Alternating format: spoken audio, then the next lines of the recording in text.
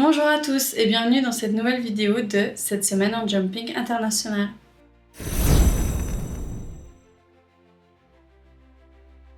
Au programme aujourd'hui, un mot sur la canicule qui a marqué les concours de cette semaine, la troisième étape de la League of Nations à Rotterdam, le Longines Global Champions Tour de Paris, les conséquences sur les différents classements, les performances de nos Suisses et bien sûr les questions du moment.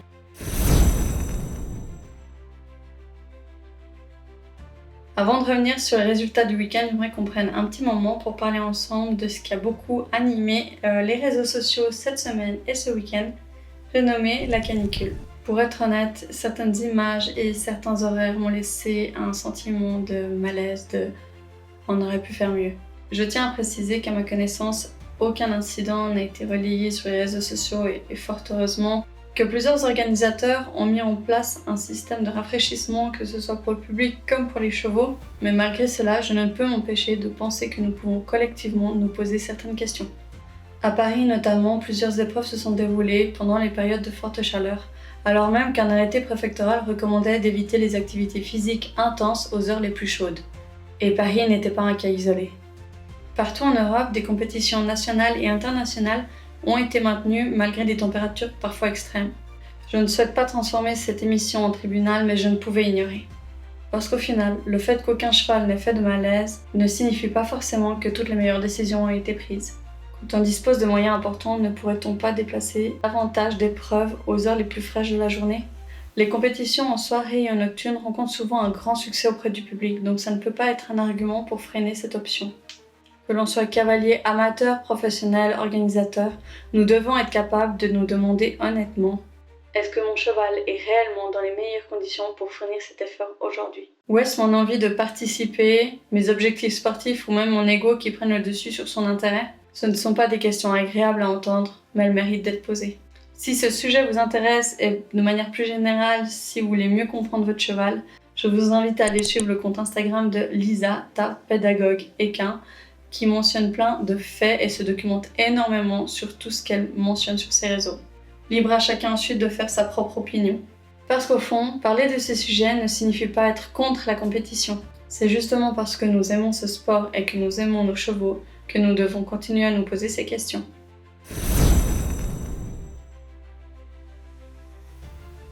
Direction Rotterdam maintenant pour la troisième étape de la Ligue des Nations.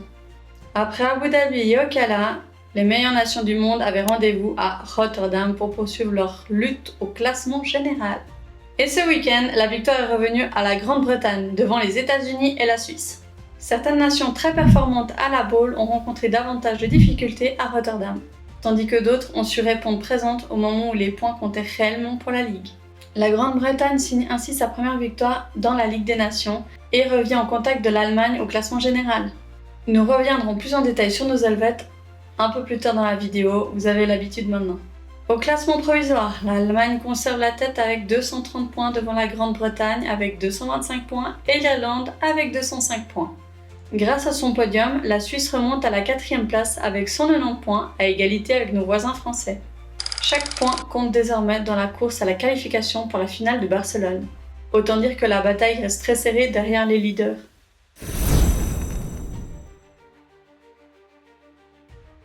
Après Rotterdam, direction Paris pour la 7e étape du Longines Global Champions Tour. Comme chaque année, le circuit s'est installé au pied de la Tour Eiffel pour l'une des étapes les plus emblématiques de la saison. Et malgré les conditions particulièrement exigeantes, les résultats sportifs ont une nouvelle fois marqué cette étape parisienne. Concentrons-nous donc sur ce qui s'est passé en piste. Seuls 6 couples sont parvenus à se qualifier pour le barrage. Et c'est finalement l'Autrichien Max Könner, associé à EIC Up to Jacoblu, j'espère ne pas trop écorcher son nom, qui s'est imposé grâce à un barrage parfaitement maîtrisé. Il devance l'Irlandais Denis Lynch et le Français Olivier Perrault qui offre un podium à son public. Une nouvelle fois, Paris nous a offert un Grand Prix extrêmement relevé où la moindre faute coûtait très cher. Ce qui a particulièrement marqué cette étape, c'est le nombre de grands noms qui sont passés à côté de leur week-end. Le leader du championnat, Abdel Saïd, n'a pas réussi à jouer les premiers rôles dans le Grand Prix. Même constat pour plusieurs références mondiales, à l'inverse, certains cavaliers ont parfaitement profité de l'occasion pour marquer de gros points au championnat. Et personne n'en a davantage profité que Max Könner. Grâce à sa victoire, ce dernier réalise la très bonne opération de week-end. Malgré sa contre-performance, Abdel Saïd conserve la tête du championnat avec 140 points. Derrière lui, Max Conner revient à seulement 5 points avec 135 points. Le podium provisoire est complété par Catherine Eckermann avec 127 points. Le reste du top 10 est composé de Edwina Tops-Alexander, Simon Delestre, Zoé Hank-Conter, Michael Pender, Sian O'Connor, Thibaut Spitz et Olivier Philippertz. Ce classement reste extrêmement serré. Entre la première et la 10e place, l'écart n'est que de 46 points. Et surtout, il reste encore 7 étapes avant la grande finale de Riyad. Autant dire que là aussi, la course au titre est loin d'être terminée.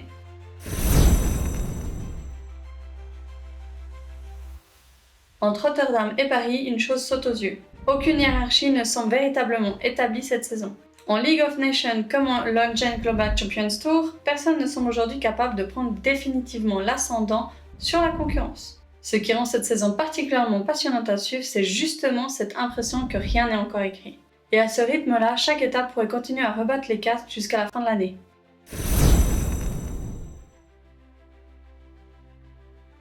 Nous y voilà!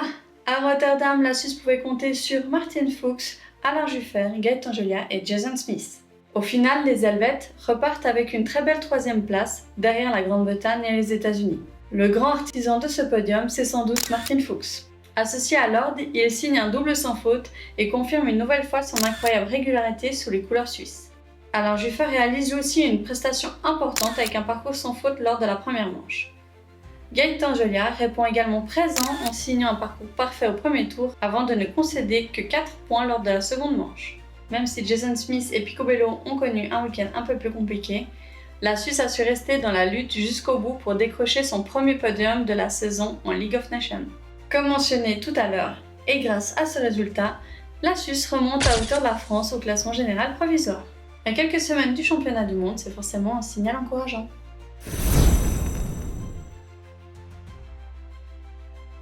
Et voici les questions du moment dont je vous invite à répondre en commentaire. Que pensez-vous du maintien des compétitions pendant les épisodes de canicule ?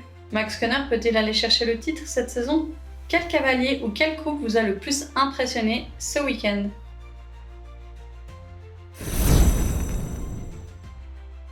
La semaine prochaine, il n'y aura pas de grand rendez-vous international au programme. J'en profiterai donc pour vous proposer un petit vlog tourné en compagnie de mes jumeaux qui sont à la retraite. Et nous nous retrouverons ensuite après l'étape du Long-Jump Global Champions Tour de Monaco qui se déroulera du 2 au 4 juillet prochain. Merci à tous de m'avoir écouté. Si cet épisode vous a plu, n'hésitez pas à laisser un petit j'aime et à vous abonner pour ne manquer aucune de mes prochaines vidéos. Prenez soin de vous et à très bientôt pour un nouveau débrief.